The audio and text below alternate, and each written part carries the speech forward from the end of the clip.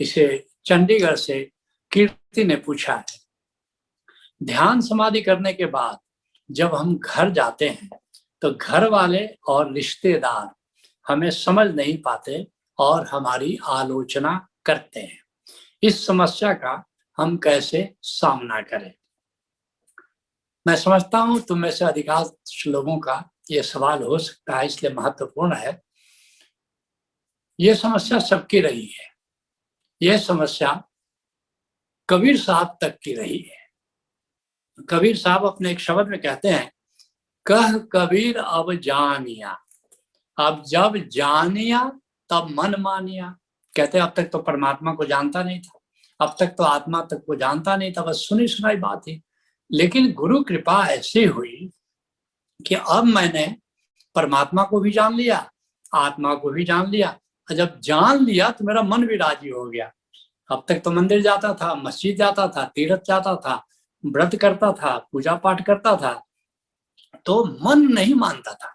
वो सवाल उठा देता था, ये क्या कर रहे हो कबीर? लेकिन अब जबकि मैंने जान लिया गुरु कृपा से, तो अब मेरा मन मान लिया। मन कहता वाह कबीर कमाल कर दिया तुमने, अब सही जगह तुम पहुंच ही रहे हो। लेकिन कहते हैं कि समस्या पहले ही जैसी फिर हो गई। क्या था? पहले मैं तो मान गया था लेकिन मेरा मन नहीं राजी था।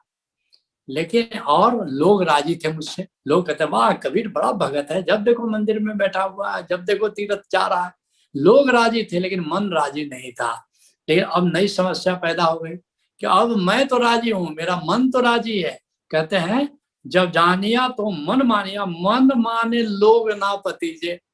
लेकिन अब लोग कहते हैं कि ये भ्रष्ट हो गया, पहले तो ठीक था, इसको हुआ क्या?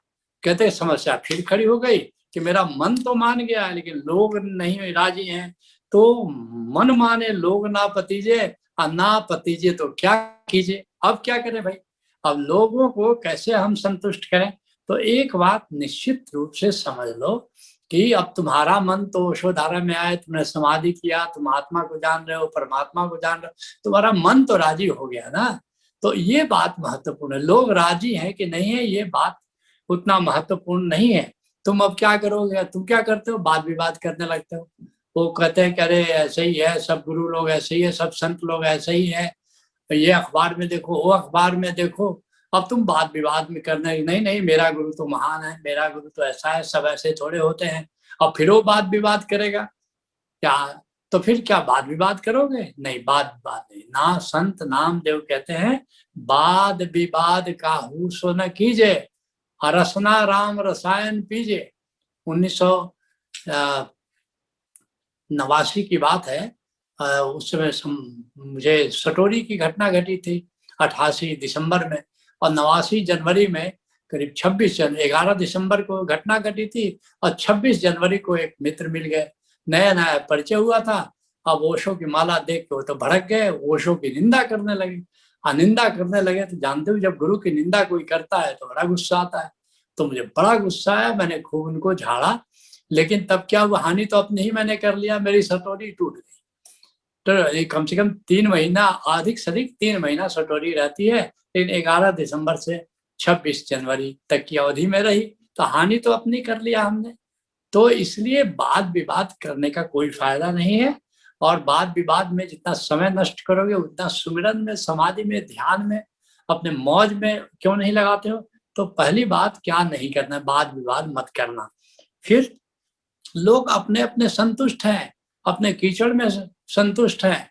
इंद्र की एक कथा है कि नारद जी पहुंचे इंद्रलोक में और अप्सराओं के नृत्य में मस्त था। वो गए नारायण नारायण अभिवादन किए, काहे को इंद्र को नारायण नारायण, अप्सराओं के नृत्य और गीत में उसको सुनाई नहीं पड़ा। नारद जी ने क्रोध श्राप दे दिया कि जिन अप्सराओं में तुम मस्त हो और मुझे तुम उपेक्षा कर रहे हो, उनके साथ शुक्र योनि में तुम चला जाओ। अब इंद्र बड़ा गिड़गिड़ाया। नारद जी ने कहा कैसे, चलो कभी तुम्हारा उद्धार करने आएंगे। वो शुक्र योनि में चला गया और शुक्रों के साथ, शुक्रियों के साथ, और उस कीचड़ में मजा कर रहा था। नारद जी पूछे नारायण नारायण, उसने कहा कुछ जानी पहचानी आवाज लगती है, आप कौन है? बोला कि मैं महर्षि नारद हूँ, तुमको कीचड़ से ले चलने इंद्रलोक में ले जाऊंगा। फिर उनका इंद्रलोक में इतना बढ़िया कीचड़ होता है, मूर्ख कहीं का, इंद्रलोक में कीचड़ कहाँ से आएगा? बोले इतनी प्यारी सुंदर सुंदर शुकरिया वहां होती है। बोले क्या मूर्ख, इन शुकरिया वहां सुंदर सुंदर अप्सरा, बोले महाराज मैं खुश हूँ, मुझे मत कहीं ले जाइए। आप देख रहे हो लोग अपने अपने कीचड़ों में खुश हैं, मस्त हैं, उनको क्यों डिस्टर्ब कर रहे हो तुम? नहीं, हाँ, लेकिन क्या करना है, क्या करना है? जहां पर जौहरी हो, जहां पारखी हो, उसको दिखाओ। कबीर साहब कहते हीरा तहा न खोलिए, जहां खोटी है का हाट, और कसकर बांधो गाठरिया, उठ कर चालो बात।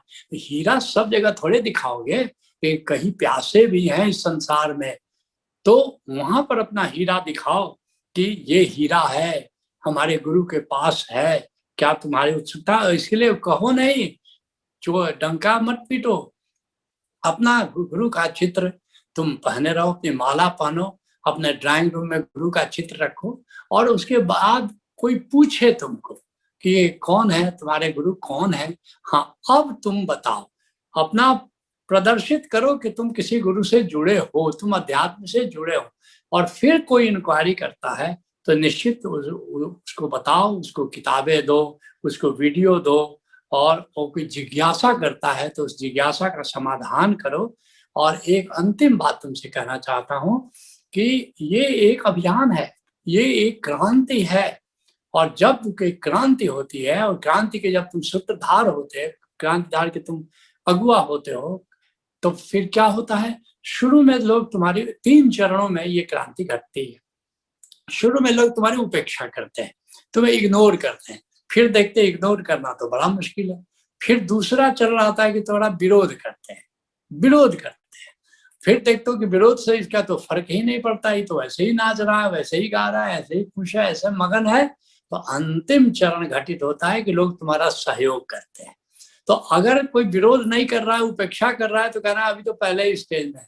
विरोध अगर कोई करता है, तुम्हारे परिवार के लोग, समाज के लोग, संबंधी, तब समझ लेना कि हाँ यात्रा ऊर्ध्वगामी हुई, अब मजा आ रहा है। और फिर जब तुम डटे रहोगे मैदान में, तो तीसरा चरण घटित हो गया कि वही परिवार, वही संबंधी, ये सब तुमको सहयोग करेंगे।